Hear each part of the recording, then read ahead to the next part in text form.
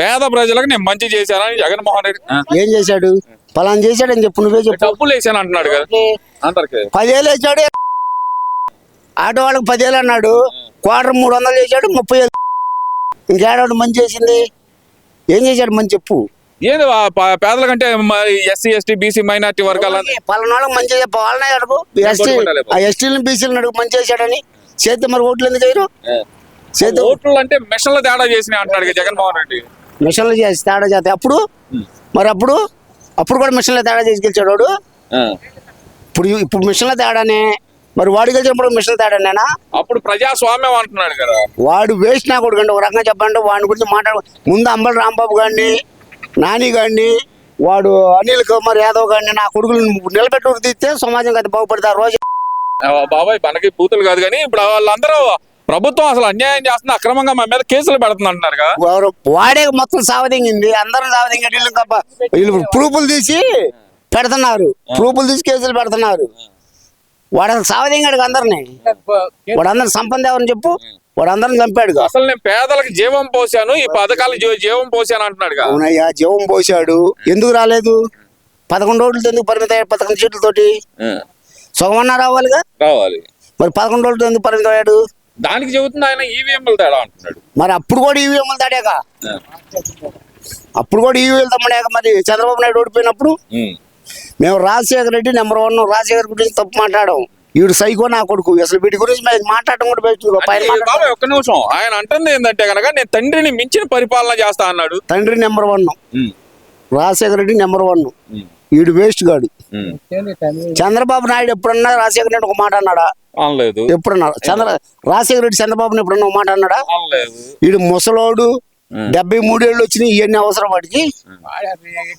వాళ్ళిద్దరు రాజకీయం చేశారు. ఎప్పుడన్నా మాటలు ఉన్నాయా? సరే, మీరు గడిచిన 5 సంవత్సరాల అసెంబ్లీ సమావేశాలు చూశారు, ఇప్పుడు జరిగిన 2 అసెంబ్లీ సమావేశాలు చూశారు.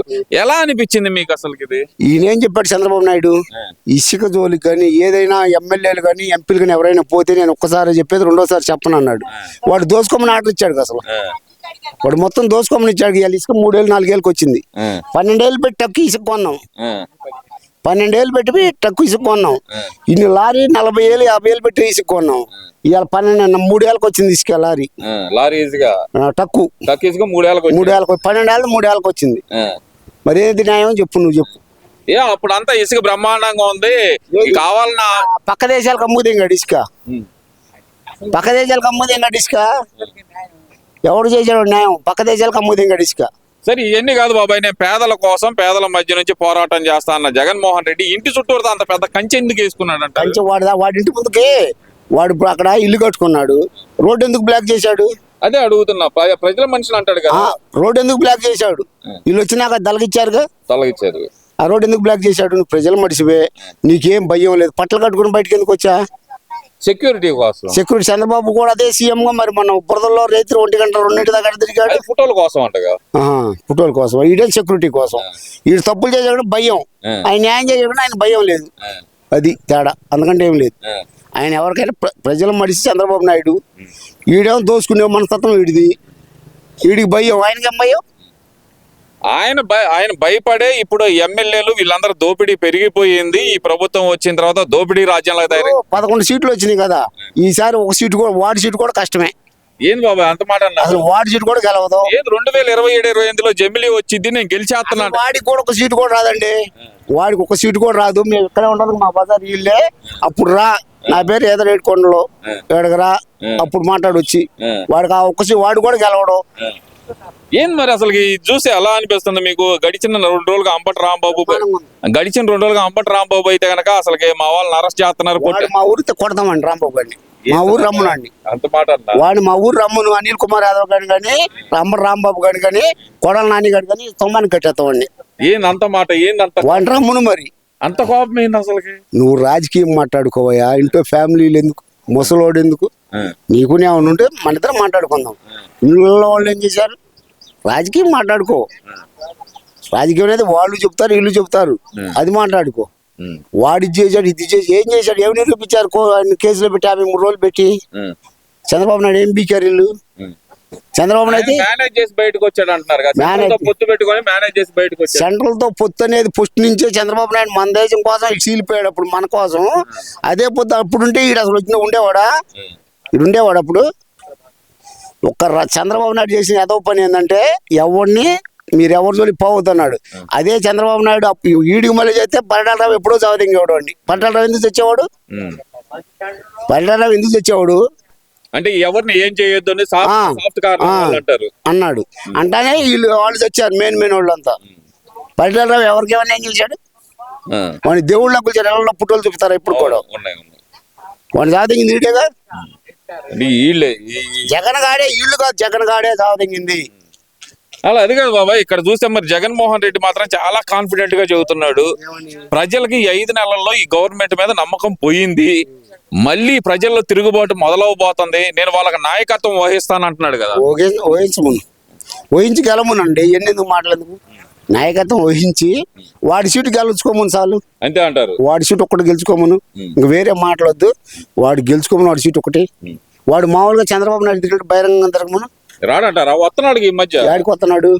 మొన్న ఎవరు వినుకొండ గాని మిగతా కొన్ని చోట్లకు గాని వాడెవడో వాళ్ళేదో పార్టీ తడువులో గొడవలు అయితే చంద్రబాబు నాయుడు చంపించాడని చెప్పాడు. ఆ ముస్లింస్ మా అమ్మాయి అక్కడే జాబ్ చేస్తే అక్కడే ఉంది. అవి ఊర్లో పార్టీ కచ్చలయి, నీకు నాకు తక్కువైతే మన కచ్చలయి. దాన్ని రాజకీయం కంటగట్టాడు. దాదాపు 150 మందిని చంపేశారంట. ఆడపిల్లల మీద అఘాయిత్యాలకైతే లెక్క లేకుండా పోతుందంట. ఏం ప్రభుత్వం ఇది అంటున్నాడుగా. వాడు ఒక్కటి మంచి పని చేశాడు. ఒకటి చెప్పండి, ఎవరికైనా ఏ పూటగా పూట పని చేసుకునేవాడైనా సాయంత్రాన్ని ప్రశాంతంగా పడుకుందని ఏసీ కొనుక్కున్నారు. అప్పు తెచ్చో కిస్తీల ప్రకారం 300 యూనిట్ దాటితే కార్డులు తీసేసాడు, పెన్షన్లో కార్డులు. అదేమన్నా కరెక్టా?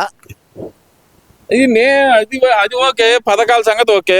అసలు కూటమి ప్రభుత్వం వచ్చిన తర్వాత వైసీపీ వాళ్ళని చంపేస్తున్నారంట, ఆడపిల్లలకు రక్షణ లేకుండా పోతుందంట. ఒకటి తెచ్చినట్టు ఎవరన్నా చూపి. ఇప్పుడు కూడా వైసీపీ వాళ్ళే కొడుతున్నారు. వైసీపీ వాళ్ళు టీడీపీ వాళ్ళు ఇప్పుడు కూడా కొడుతున్నారు. ఎవరన్నా వైసీపీ వాళ్ళు ఒక్కడిని చంపారని ఒక్కడిని చూపిండి. 150 మందిని చంపారు, ఒక్కడిని చూపిండి. చెబుతున్నాడు. ఢిల్లీ వెళ్ళి ధర్నా చేశాడు. ఢిల్లీ కాదు, ఇంకోసారి చేయమన్నా చూపియాలిగా ప్రూఫ్లు. అలా చంద్రయాన్ ఎవడుగా వైసీపీ అనకపోతే వాడిని చంపేశారు మాచర్లోని. అదే 150 మంది ఎవరు ఒకడన్నా చూపియాలిగా. చంపారండి ఉండిద్దిగా, మరి అది చూపియాలిగా ప్రూఫ్. సార్ ఆడపిల్లలకు రక్షణ లేకుండా పోతుంది అంటున్నారు కదా.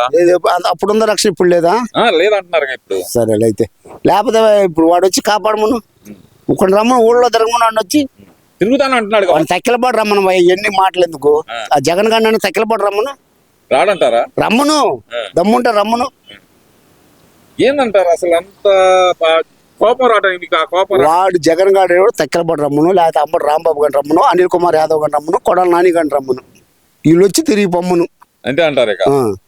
ఓకే బాబు, మరి ఆయన మాత్రం నేను గట్టిగా వచ్చేస్తాను అంటున్నాడు. వచ్చే రావచ్చు. నేను చదువుతాను, నేను కూడా ఇప్పుడు ప్రైమ్ మినిస్టర్గా గెలుస్తా. నేను గెలుతా. నాది మొత్తం ఓట్లు మొత్తం నాయే. నాకు సంతకం లేదు, ఏళ్ళు ముద్ర, కానీ నేను ప్రైమ్ మినిస్టర్గా గెలుస్తా. అదే మాటలంటారు. అంతే.